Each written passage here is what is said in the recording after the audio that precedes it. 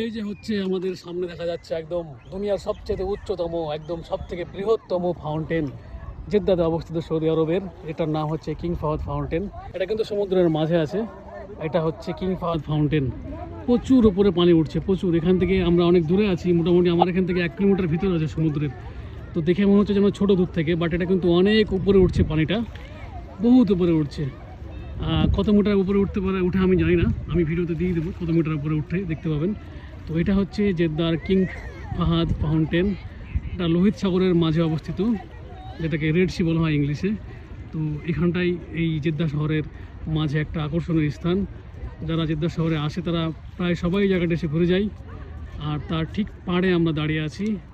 এটা হচ্ছে তার পাড়ের দৃশ্য, অসম্ভব সুন্দর দৃশ্য। আজকে শুক্রবারের দিন, জুম্মার দিন, রমজানের আজকে 17 রোজা। সেই দিনে আমরা আজকে ঘুরতে এসেছি, আমাদের ছুটির দিন। আর তার ঠিক সামনে এটা হচ্ছে জেদ্দা পোর্ট হয়েছে। আর আমাদের সাইট কিন্তু মানে আমাদের যে প্রজেক্ট সেটা কিন্তু একদম কাছে এখান থেকে। এই যে এই সামনেটাই আমাদের প্রজেক্টের জায়গাটা। তো এই হচ্ছে ব্যাপার।